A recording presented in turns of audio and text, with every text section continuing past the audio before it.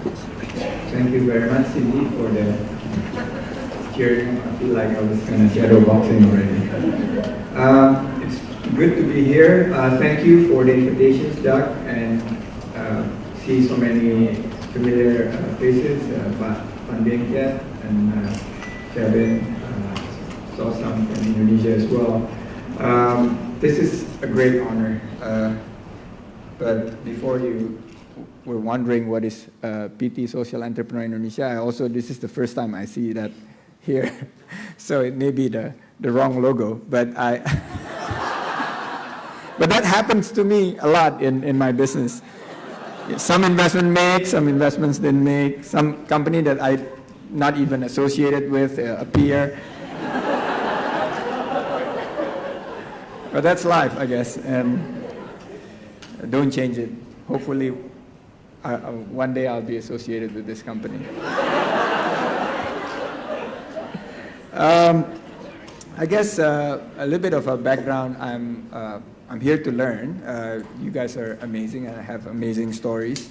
But before I go into social entrepreneurship, I'm actually, my real day job is a private equity entrepreneur like Pak Tan here, which I kind of stumbled upon, really didn't have a light bulb moment to become a private equity investors.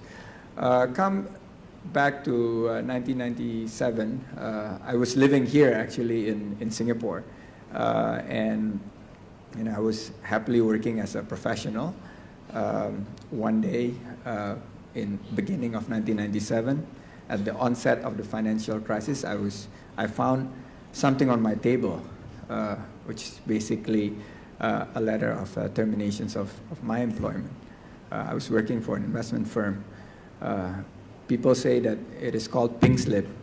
I didn't, the letter was just simply white. It's not even, it doesn't have any fancy color, but it's basically telling me that I have to go back and basically pack my bag. Being young, and at that time, I was not prepared. My mother was a teacher and still is a teacher, and my dad works as a professional in a multinational company in Jakarta. I was not prepared to basically go back and start a new sort of like a journey back in Indonesia. But I had two options. One is to go back to Jakarta and apply for a job. And at that time in Indonesia, cars were burning on the street. You can't know about this. If I apply for 10 job applications, I would probably get 15 rejections. That was that bad in Indonesia. And Suharto, the strongman, fell. So the second alternative, which is kind of happened by default or by accident, is that I had to start something. And I met my high school friend, and we started a consulting company. First, we provide consulting services for companies that is undergoing a restructuring through the Asian financial crisis. How I stumbled upon private equity, because I met Bienket, and we learn as we go, and we learn from the discipline that throughout the crisis, actually there are a lot of social issues that we're facing in Indonesia, and there is also other than the social, is also economic inequality. So Doug reminded me I'm not to spend more than 5 minutes talking about myself. I think we use the same principle in private equity to look at the social landscape in Indonesia. This is a country, 250 million people, very large, where it's now, according to the World Bank, top 10 economies of the world. Indonesia is the largest archipelago. But because probably government is too busy politicking, business people too busy making money for themselves, a little bit corrupt sometimes, and academia they're actually busy also on their space. There are many social problems that happen in Indonesia that was not attended by academia, business, or government. So civil society actually produces social entrepreneurship.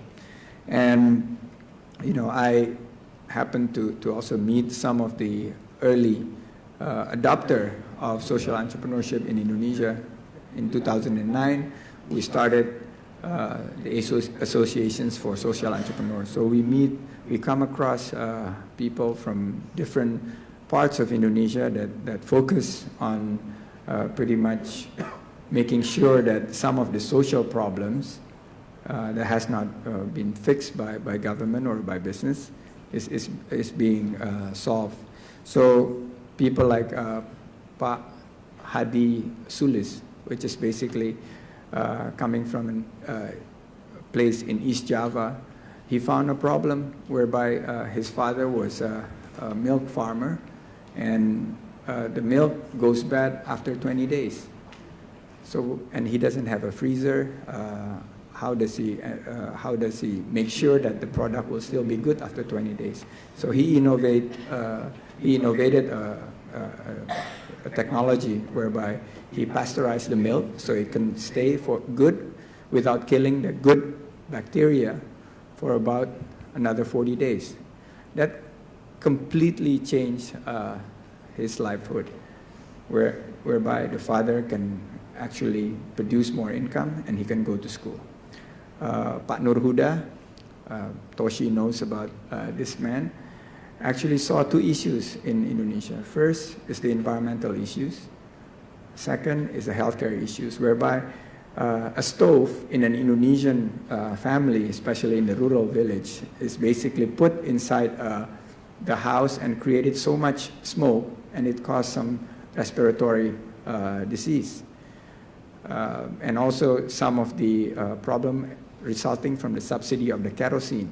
When the subsidy is now like today, the Indonesian government is facing problems with subsidy, kerosene becomes scarce and they don't have supply of kerosene. So Pak Nur Huda, through the associations, created a biomass stove whereby it could use any of the biomass around the house, and it doesn't produce the smoke that will cause your lungs to be suffocated.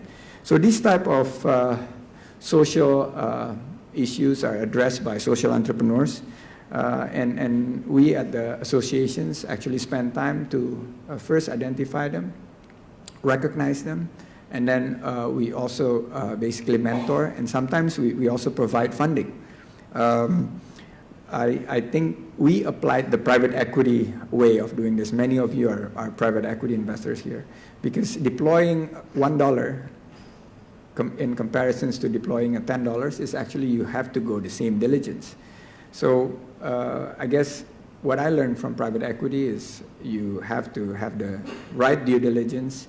You have to understand the character of the social innovators or social investors or social entrepreneurs. Go through with them, and it's never instantaneous.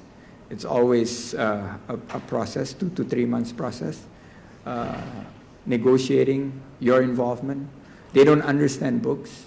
They don't understand legal aspect of it. So you need to walk with them and making sure the investments would work and monitor that and making sure that it makes impacts. In the case of Pak Nur Huda, he has basically been successful in producing from one stove to about now he supplied 25,000 stoves now across Indonesia. Hadi, who supplied the milk, now have gone from East Java to Jakarta, and he's opening up branches across Indonesia.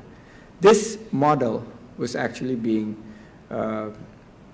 experienced by me in the private equity. We started 3 people, Pak Edwin, myself, and Ibu Yanti. Today, Saratoga Group basically provide opportunity for work for more than 30,000 employees across Indonesia. So that is the same type of impact that you would want to see, I guess, when you identify social entrepreneurship. I also wanted to discuss a little bit about fisheries. A bit earlier, I met from RARE, Dave.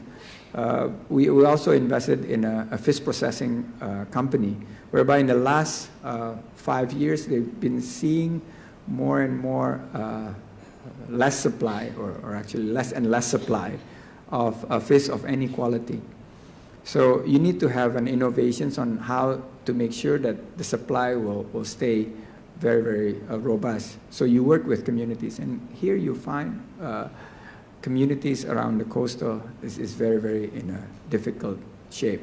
So I guess as an investors, you cannot just rely and wait in the factory, but you have to go out and work with the communities. Today, we have, through our work with the communities, the same fish processing company have been able to improve the facilities, double the revenues, and quadruple the amount of value-added products that they sell. So engagement like this, I guess, from the social angle, is something that I see more and more similarity, and also the same type of diligence and the same type of strategies that we employ in private equity can be used here. So social problems we see, especially in Indonesia, are getting more and more complex. They cannot be solved anymore by one or two solutions. They can't be solved anymore by a conventional approach. The type of, I guess, problems becoming more and more diverse, and the innovations have to be more and more specific. So we need social entrepreneurs. These people have basically extraordinary way to solve the society problems. And I think social improvements being made in Indonesia is probably supported by the activity of social entrepreneurs. I would guess probably 20% of the social improvements made in the rural areas in Indonesia are actually contributed by social entrepreneurs. The third largest democracy in Indonesia, a country where I come from, 250 million people, second longest stretch of beaches or coastals in the world after Canada. The conventional wisdom is that we should be sufficient on salt. Today, Indonesia imports salts. Why? There are no entrepreneurs or governments or business or academia focusing on that. The countries with the largest deposits of geothermal, 40% of the world's geothermal are in Indonesia. The world's largest exporter of thermal coal, Indonesia, today is facing blackout. Not in other parts of Indonesia, but in Jakarta. Yesterday, 2 hours of blackout in Jakarta. I was doing some basically work with people from WWF, and around 30th of March, I was told, Sandy, please support this Earth Hour movement that we have. So, I innocently said, okay, let's do it. Okay, what to tweet? Give the Earth a break. Switch off your light from 8:30 to 9:30 tonight. So I said, okay. So around 6 p.m., the same day, I tweeted, give the Earth a break. All Indonesia, you should switch off the light from 8:30 to 9:30. Within minutes, 300 mentions, one from Medan. I said, we Earth Hour every day. 5 hours every day. People from Sulawesi, well, actually, it's 1 hour of lights. So you see, we don't have electricity, and how can you move forward in the economy without the electricity? So come Tri Mumpuni from IBK, I think many of you know here. Her works on microhydro is completely impressive, whereby she would come to far-flung places around Indonesia and produce electricity from microhydro power plant. So these type of issues, I think social improvement, social problems is being tackled by social entrepreneurs. Our GDP has grown 10 times since the day I started the business in 1998. Our GDP now, basically, if you compare it to before the Asian financial crisis or during the Asian financial crisis, is about 10 times more. But the Gini ratio have increased from 0.37 to 0.41.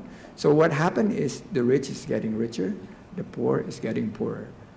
Some of these issues are not being addressed. So the social entrepreneurship, I think, should raise to the occasions and try to produce some, because otherwise you can see what happened, the riots in 1998 happening again, whereby the social jealousy and basically the demonstrations will be created. Anti-Chinese movement, I think we have graduated so much from, and so far from 1997-98. We have an anti-Chinese riot in 1998, whereby everybody fled the country here to Singapore. Some stayed here, some went back. But today, Jakarta is actually at a point whereby it will have the first Chinese governor after 18 years in Jakarta. If Jokowi wins the presidency in July at the elections, we will have Ahok, somebody by the name of Ahok. I just couldn't imagine. On the largest Muslim country in the world, the capital will be led by a governor by the name of Ahok. So you see how society has changed, and I think entrepreneur of today will have to develop much greater issues and greater sense of responsibility for survival and success. This is a place whereby we can collaborate. I see many bright ideas. I've been spending the whole morning meeting with people, and I think AVPN, I have to thank Doc for this work. Sharing best practices is how we think we should collaborate going forward. Sometimes we like to compete, we forgot to collaborate. And the actions that needs to be done is today. The actions that we have learned from this event could be applied today and can save so many issues that surround us, especially in Indonesia. So again, thank you. I think we have a responsibility to shape a better world. Social entrepreneurs play such a significant role, and I look forward for future collaborations. Thank you very much.